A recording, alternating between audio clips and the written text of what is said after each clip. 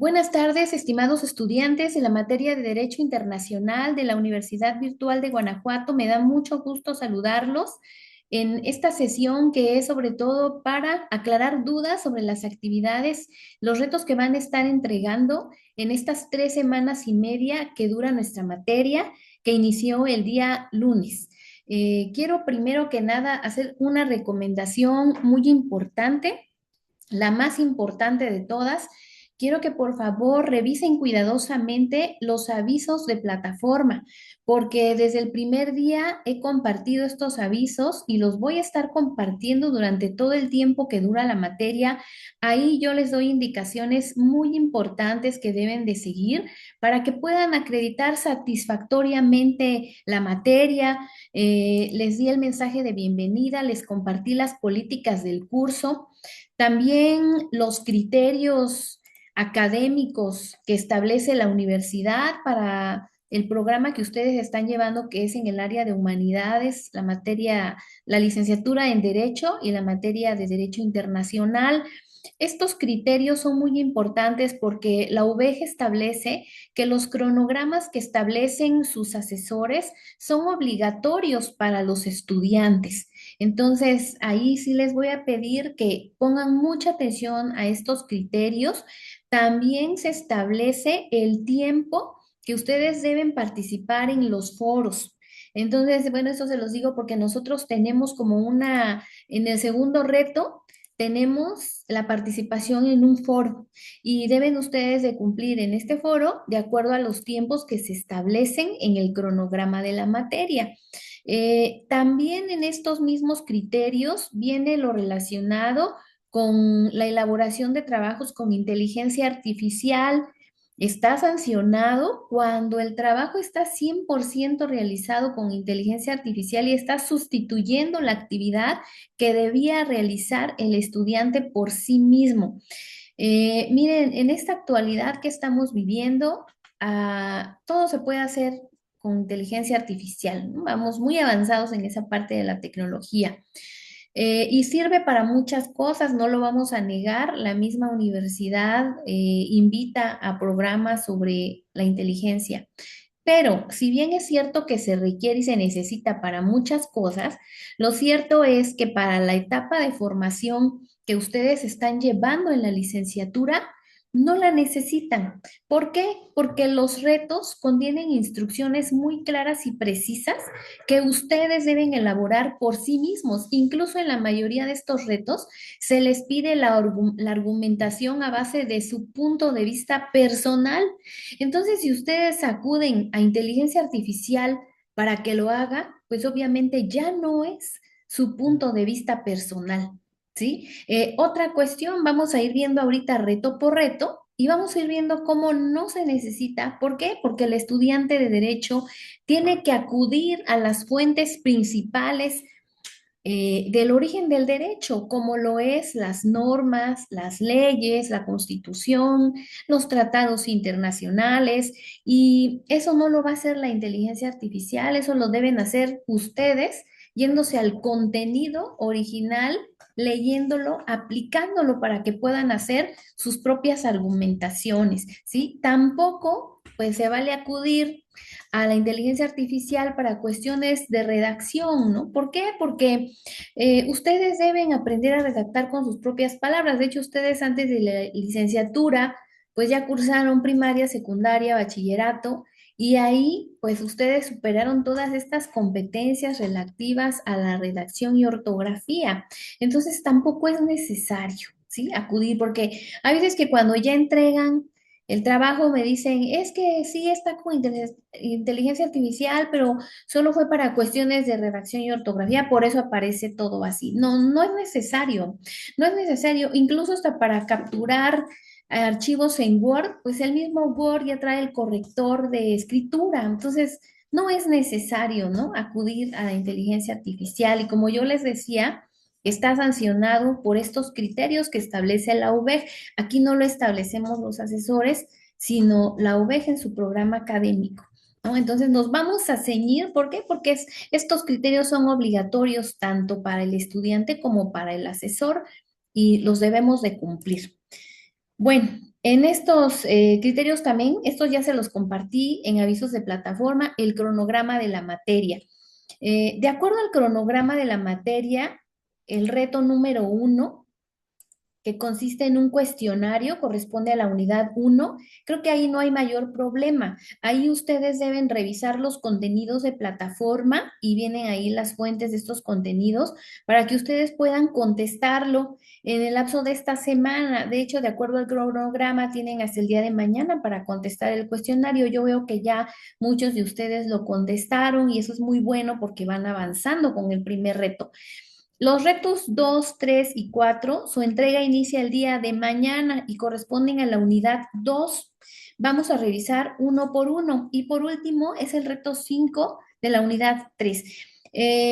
La unidad 2 la vamos a estar viendo durante 10 días que inician desde mañana para las entregas y hasta el día 22 de marzo. Son 10 días completos para las entregas y tienen derecho, si lo entregan en este tiempo, al segundo envío. Si no se entrega en ese tiempo y se entrega después de los 10 días, tienen derecho a hacer un solo envío hasta el último día de la materia. ¿Sí? Y ya el último, que es el reto 5, bueno, las entregas inician hasta el día 22 de marzo y tienen hasta el 27, ¿no? 6 días para entregar el reto 5 con derecho a 2 envíos. Si se entrega después de esta fecha, es un solo envío.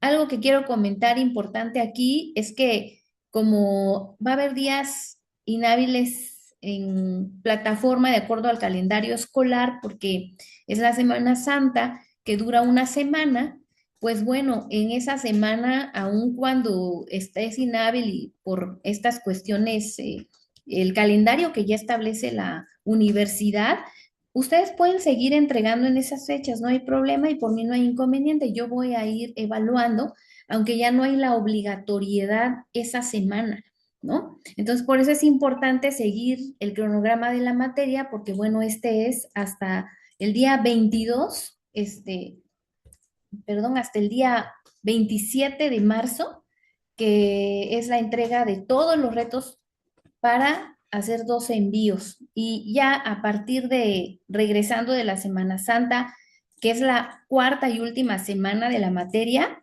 ahí no es posible ya recibir 2 envíos porque ya estamos en la recta final. Esto, pues, de acuerdo a los mismos criterios que establece la UVEG. Hasta aquí, Horacio, ¿quieres comentar algo? Adelante. Sí, muchas gracias, maestra. Bueno, por mensaje le había comentado de que si pudiéramos adelantar los retos y el envío para, bueno, por en mi caso, pues soy maestro y ahorita estamos en la evaluación del segundo trimestre en secundaria y aparte, pues también soy maestro en universidad. En cuestiones de redacción, pues no tengo ningún problema. Eso lo aprendí cuando hice mi tesina. Ahí la redacción está, no digo que al 100, pero un 95% está perfecta. Y casi yo le exijo a mis alumnos que no utilicen inteligencia artificial. Por lo tanto, yo no la utilizo. Segundo, para hacer esto de los segundos envíos y tener tiempo, me gusta optimizar mis tiempos. ¿Qué tanto sería el que pudiera yo adelantar los retos y que usted los revisara para poder ver si está mal o está bien y en mis tiempos que yo tenga libres, corregir lo necesario? Pues bueno, esto es, acuérdense que para todos los estudiantes deben ser las mismas reglas, las mismas normas y nos tenemos que ceñir a lo que dice la universidad. De hecho, ahorita, Horacio, ya no podrías decir voy a adelantar porque ya inicia mañana el periodo de entrega. Entonces, ya no ahorita que digas adelantar, pues no, yo te sugiero ya entrégalos mañana, ¿no? Porque ya son reto 2, 3 y 4. Y otra cuestión, los asesores tenemos prohibido recibir retos anticipados, ¿no? De acuerdo a las normas de la UVEC, no, eso no puedo yo hacer, ¿no? Esto pues es para todos los estudiantes, lo tenemos prohibido, porque si yo empiezo a recibir retos por otro medio, por ejemplo, por correo institucional, ¿no? O por otro correo que no sea el institucional, o por otro medio, es como darle una tercera oportunidad al estudiante.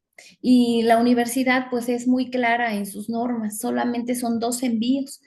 Por eso yo lo que te sugiero, Horacio, todavía no hemos explicado cómo van a ser los retos.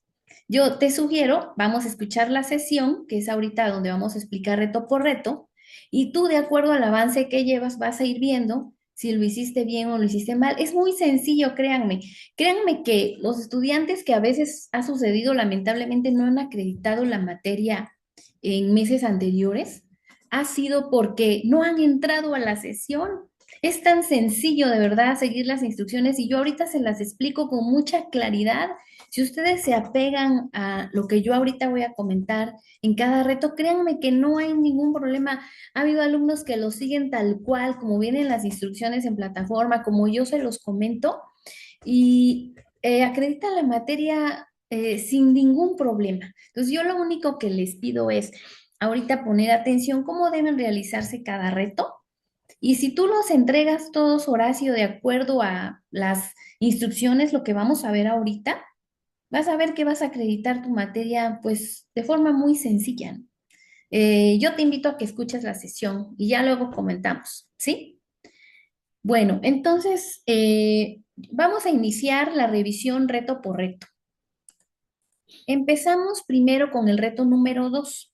En el reto número 2 hay una participación en un foro. En este foro, ¿qué es lo que se va a comentar o analizar? Bueno, se va a estudiar la Convención de las Naciones Unidas sobre el Derecho de los Usos de los Cursos de Agua Internacionales para fines distintos de la navegación. Ahí se comparte en plataforma un archivo que tiene 4 páginas. Este escrito fue elaborado por un profesor de una universidad del Pacífico. Aquí lo que viene más que todo son los antecedentes previos, antecedentes históricos de la creación de esta convención. Viene explicado de una forma muy clara, sencilla, y vienen algunas de las funciones de los sujetos que participan en esta convención. De hecho, en este escrito vienen todos los sujetos. Lo único que tienen ustedes que ampliar es la investigación sobre las funciones que estos realizan dentro de la convención, porque hay veces que en el foro participan con las funciones de estos sujetos, pero que en forma general realizan en el ámbito internacional y no es lo que se pide. Lo que se pide es que expliquen las funciones que realizan dentro de la convención o cómo es que participaron estos sujetos en la creación de esta convención, ¿no? Algunos participan en la creación, otros participan en la aplicación del convenio, etcétera, ¿no? Eso es lo que ustedes deben estudiar, analizar y compartir en el foro, ya que la primera parte de la participación del foro es contestar 2 planteamientos. Esto se va a hacer en equipo. Ahorita que ya sean las 0 horas que termina el día e inicia el primer minuto del día de mañana, 13 de marzo, ustedes ya pueden entrar desde el primer minuto al foro y participar en equipo. Se buscan en la lista y ahí ustedes van a aparecer en un equipo. Entran a ese grupo y ahí es donde van a participar. Hay veces que no entran a su equipo y participan fuera. Bueno, estas participaciones no tienen validez porque la participación es en equipo. Entonces tienen que entrar a su equipo. Los equipos son de 5 personas. Ingresan y hacen su participación individual primero, contestando los 2 planteamientos. Uno, identificar quiénes son los sujetos de derecho internacional que participan en la convención. Y número 2, identificar las funciones que cada uno de estos sujetos realiza. Ahora viene la segunda parte del foro. Retroalimentar a 2 compañeros de su equipo. Este reto es el único que se hace en equipo. Entonces yo aquí les pido tener mucha paciencia para retroalimentar a sus compañeros. Hay compañeros de equipo que no participan inmediatamente. Se tardan 2, 3, 4. Estamos en el sexto, séptimo día y aún no participan. Pero es que así son los trabajos en equipo. Aquí no podemos hacer nada más que tener paciencia. Sin embargo, les voy a decir algo importante. Solamente van a esperar de 7 a 8 días, no más. Si a los 7 u 8 días ustedes ven que sus compañeros de equipo no participan o solo participa uno y les falta una retroalimentación, hasta entonces ustedes se pueden ir a otro equipo y retroalimentar a otro compañero, pero solo hasta entonces. ¿Por qué? Pues porque la rúbrica de calificación dice que deben de retroalimentar a sus compañeros de equipo y si no cumplen esa función, pues la puntuación va bajando, ¿no? Entonces, por eso yo les pido tener esa paciencia, porque les digo, ese es el único reto que es así. Y si ustedes retroalimentan séptimo, octavo día, ya sea a su equipo o al de otro equipo, a los compañeros de otros equipos, ya todavía les queda el día 9 y 10 para entregar su actividad, mientras ustedes pueden avanzar con su archivo de Word. En el archivo de Word debe llevar una estructura, primero la portada, luego las respuestas a los planteamientos, las que ustedes hicieron en el foro, esas respuestas se las van a capturar en su archivo, no van a copiar la captura de pantalla, ¿eh? Sino van a contestar los planteamientos en el archivo. Tres, ahora sí, capturas de pantalla de la retroalimentación, en donde aparezca a qué compañero retroalimentaron, ¿sí? Y por último, la conclusión, que debe ser un mínimo de 150 palabras de argumentación, un máximo de 300. Y finalmente, las referencias, si es que utilizaron otras fuentes de consulta aparte del documento que se les compartió, o si solo utilizaron el documento, bueno, la referencia. ¿Sí? Esto es muy importante en todos los trabajos académicos. Y aquí comento dos cosas importantes, ¿no? La primera, respecto a a las referencias, acuérdense que deben seguir los lineamientos APA. Yo en avisos ya les compartí este manual. Acuérdense que una cosa son las referencias y otra cosa son las citas, porque a veces que solo ponen referencias y no hacen las citas para señalar cuál fue la información que tomaron de las referencias. Entonces, acuérdense, citas y referencias APA. El manual APA que comparte la UVEG, que ya les compartí en avisos, está muy sencillo en su explicación, en los términos que utiliza. Es muy fácil entenderlo, solo es cuestión de leerlo y aplicarlo. Vienen muchísimos ejemplos, incluso viene un ejemplo de cómo deben hacerse las citas y referencias de una ley, una norma. Y ustedes las van a ocupar porque van a utilizar la Constitución y tratados. Entonces, yo les pido solamente leerlo y aplicarlo. ¿Sí? Las normas APA que ya les compartí. Ahora, número dos, un punto importante, sobre la retroalimentación a sus compañeros. ¿Qué es retroalimentar? Retroalimentar es compartir un conocimiento bien sustentado a sus compañeros. Si ustedes comparten conocimiento relativo a este tratado, deben decir de dónde tomaron la información. Estar bien sustentada en citas y referencias APA.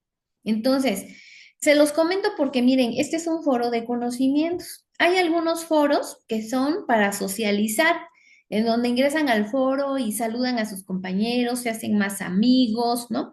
Hay un tipo de foros que son informativos para pedir información o brindar información, ¿no? A X, sobre X tema.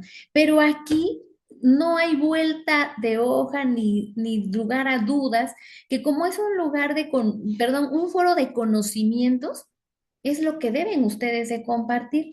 He visto en foros, en ciclos anteriores en este foro, que comparten. Muchas felicidades, compañero, por tu participación, es excelente. Y ya, y esa es la retroalimentación. Eso no es retroalimentación, eso es una felicitación al compañero, pero ahí no cuenta, ¿eh? Eso no tiene puntos de participación. Hay veces que es el último día del foro y todos los que no participaron y que se esperaron hasta el último momento entran al foro y felicidades, compañero, éxito en la materia. ¿Cómo? Eso no es retroalimentación. O que le dicen, compañero, gracias por tu información que compartes, ¿eh? Qué interesante. ¿Eh?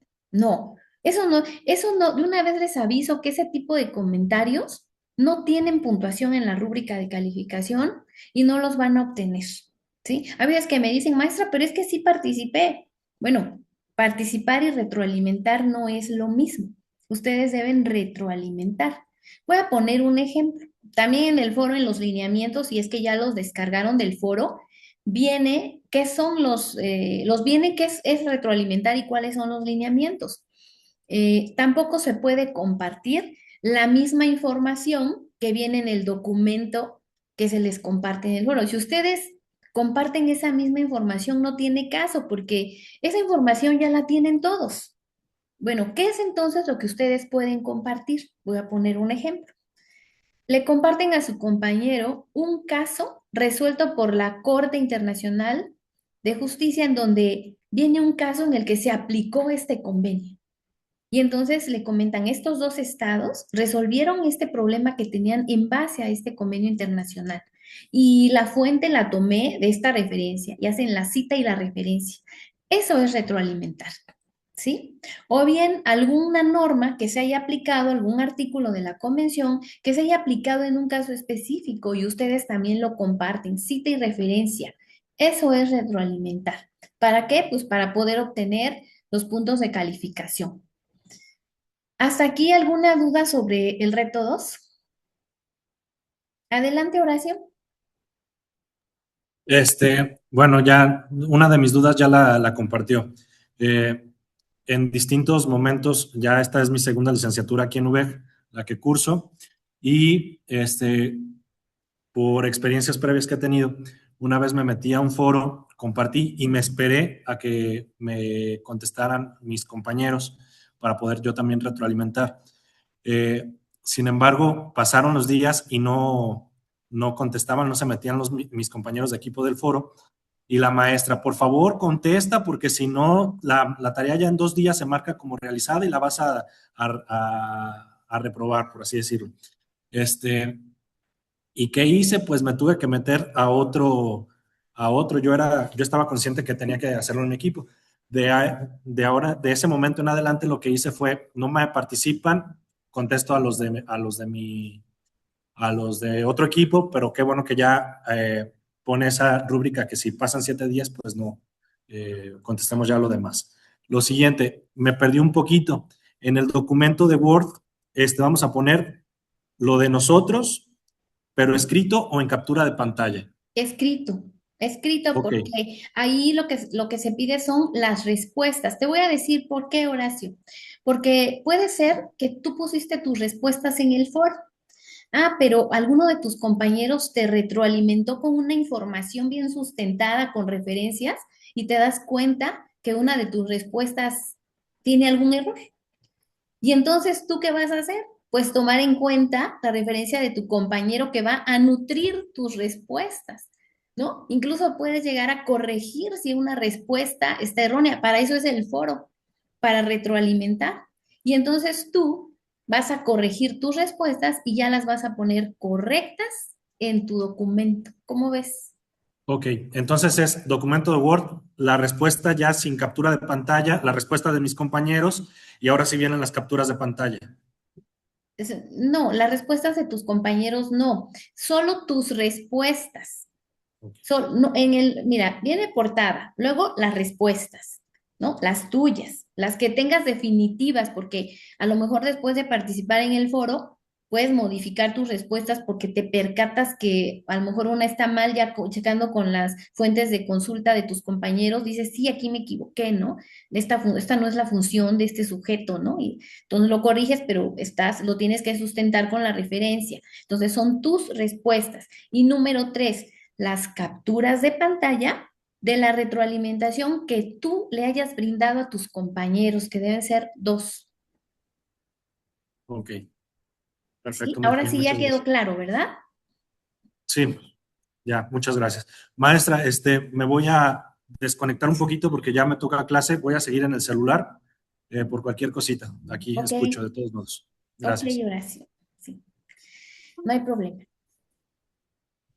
Bueno, entonces continuamos. No seas malito, Horacio, nada más baja la manita de pregunta. Ya no me escuchó, Horacio. Bueno, que si puedes bajar tu Maestra, manita, por favor. Ok, gracias, Horacio. Bueno, continuamos entonces ahora con el reto número 3. En el reto número 3 van a elaborar un ensayo. Aquí deben elegir uno de dos documentos, la Declaración Universal de los Derechos Humanos o la Convención Americana sobre Derechos Humanos, y ahí vienen las ligas en donde pueden descargar estos documentos. Una vez que hayan elegido uno de los dos, pues lo tienen que leer, estudiar, analizar su contenido para que vean sobre qué versa, sobre qué trata, qué derechos contiene, cómo es que se protegen, etcétera.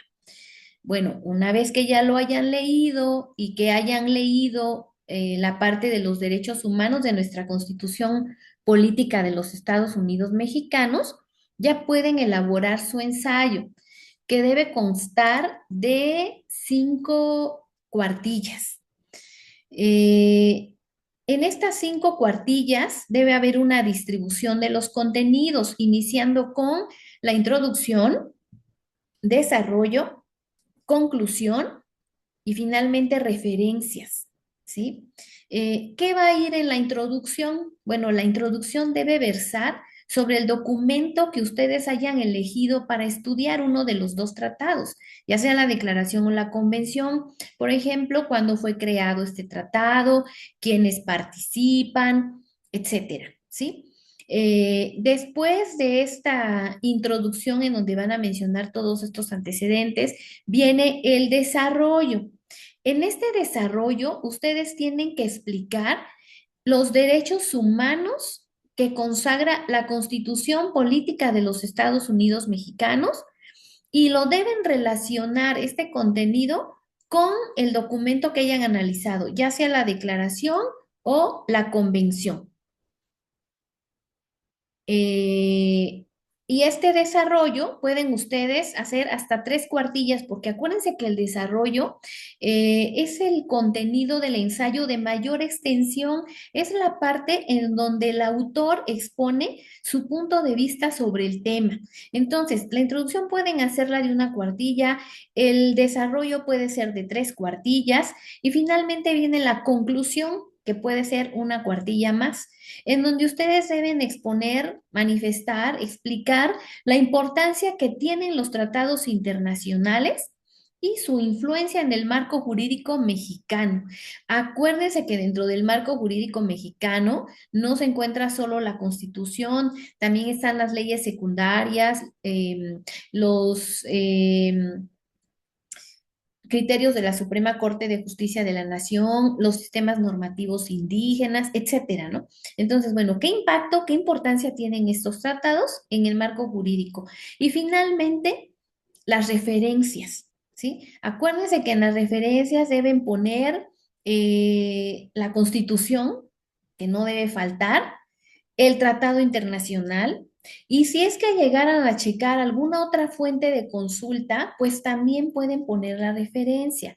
Solo que acuérdense que las citas textuales no deben rebasar el 30% de contenido de acuerdo a los criterios de políticas de plagio que establece la UVEG. Por la misma razón, yo les pido que no vayan a transcribir los artículos de la Constitución ni del tratado. Hay veces que copian completamente los artículos y ahí ya se llevaron las 3 cuartillas del ensayo. No, no vayan a hacer eso porque prácticamente van a incurrir en un plagio, porque no están exponiendo su punto de vista ni están haciendo su propia argumentación, sino están copiando la norma tal cual. Y eso no tiene ningún sentido porque para eso están la ley y el tratado de consulta. No es necesario que transcriban estos contenidos, sino que ustedes con sus propias palabras expliquen estos derechos, ¿sí? Ustedes, voy a poner un ejemplo. Ustedes se refieren a la educación establecida en el artículo tercero de la Constitución. La educación es muy importante porque amplía la calidad de vida de las personas, mejora su situación económica, etcétera, ¿no? Ustedes continúan con su explicación y luego lo relacionan con el tratado, que también se encuentra previsto en el artículo 26 de la Declaración Universal de los Derechos Humanos o en el 26 de la Convención Americana, ¿no? Y explican, van explicando el derecho y lo van relacionando con el tratado internacional, ¿sí? Así es como deben hacer ustedes esta relación, que es como un análisis comparativo, ¿no? Del contenido que está en la Constitución y en la Convención. Bueno, esto es muy importante.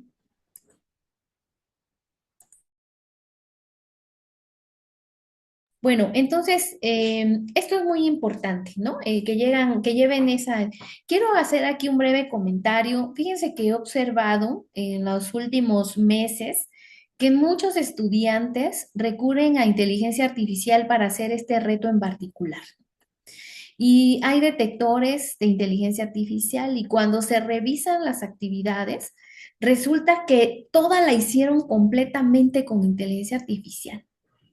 Esto es muy lamentable, ¿no? Porque se aparece que el 100% del contenido está elaborado de esta forma, pues prácticamente esta actividad está sustituyendo el trabajo que debió haber hecho el estudiante. Y como el criterio número 7 de los criterios que establece la UVEG lo sanciona, pues yo tengo que calificar con cero la actividad, cero. Y además, no hay oportunidad de hacer un segundo envío, se cancela. Entonces, yo les hago esta recomendación tan importante, no hagan con inteligencia artificial, ¿no? Porque además, como están en una etapa de formación, pues ustedes tienen que acudir a la Constitución a leerla y explicar estos derechos con sus propias palabras, que al final de cuentas es lo mismo que hace un abogado cuando comparece a una audiencia y está defendiendo un derecho humano. Está defendiendo la educación en representación de los menores, ¿no? Está defendiendo el derecho de familia, etcétera, ¿sí? Así es, Rafael, efectivamente. Incluso yo he observado que la inteligencia artificial transgiversa el contenido de los artículos de la Constitución y hay veces que cambia los nombres de las normas. ¿Sí?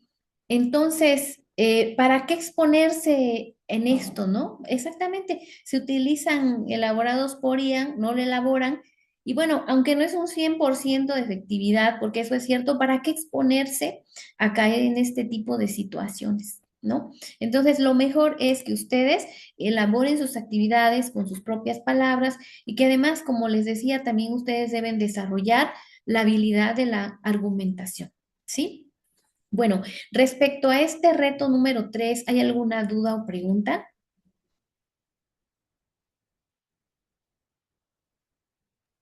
Sí, perdón, yo tengo una. Adelante. Este, cuando yo empecé a elaborar esto desde el lunes y me encontré con la Constitución mexicana y el Pacto de San José. Ya lo empecé a leer y empecé solamente a meter, no metí nada de leyes secundarias. ¿Estoy ahí en algún error? ¿Estoy incurriendo en algún error? ¿O tengo a fuerzas que incluir las leyes secundarias y otros tratados? No, yo lo que comentaba, Horacio, es que en las conclusiones deben ustedes mencionar qué importancia tienen los tratados internacionales en el marco jurídico mexicano. Y solo como una recomendación importante que les pido que tomen en cuenta es que cuando decimos marco jurídico mexicano, no nos estamos refiriendo solamente a la Constitución, sino que también ahí entran las normas secundarias, ¿no? Los criterios de la Suprema Corte de Justicia, los sistemas normativos indígenas, ¿no? Porque a veces como que lo dejamos de lado y solamente tomamos en cuenta la Constitución y volvemos a analizar el mismo contenido que ya se analizó en el desarrollo, lo vuelven a analizar en la conclusión, ¿no? Entonces, aquí ya es como para cerrar el tema, ¿no? ¿Qué importancia tienen los tratados? Fíjense, el Estado mexicano ha firmado aproximadamente 206 tratados internacionales con otros países, los ha ratificado. Entonces, claro que estos han tenido un impacto importante en todo nuestro marco jurídico. A eso es a lo que me refería Horacio.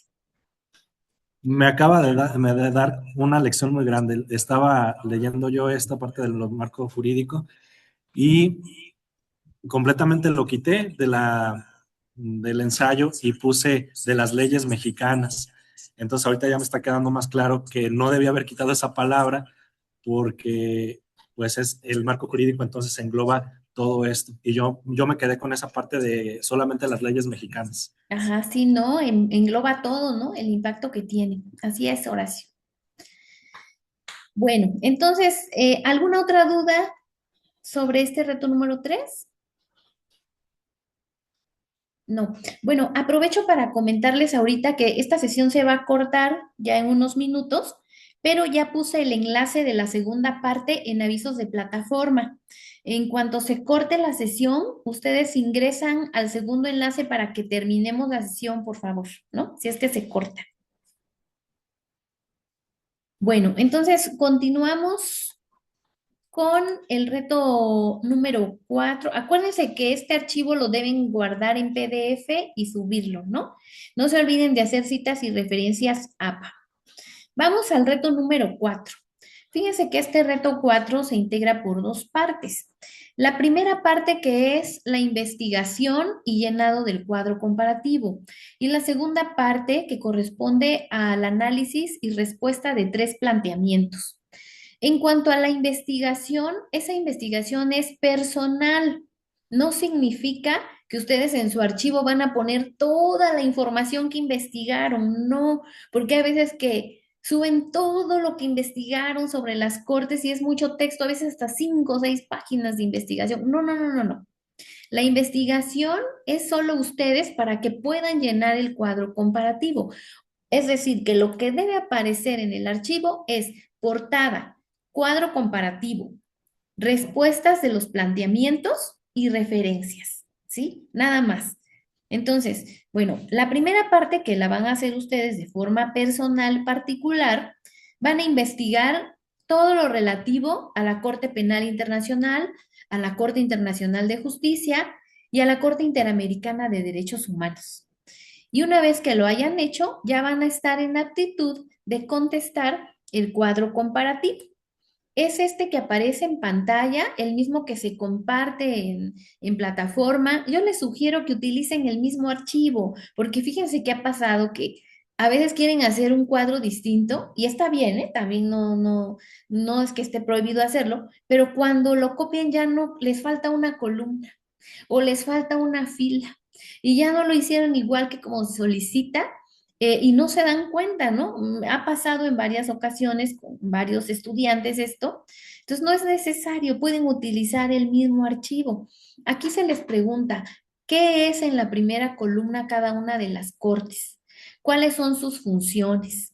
¿En qué momento tiene competencia la Corte para conocer o intervenir un determinado caso? Y por último, menciona y describe brevemente un caso emblemático resuelto por cada una de estas cortes. Bueno, ¿cuál es la función de un cuadro comparativo? Pues como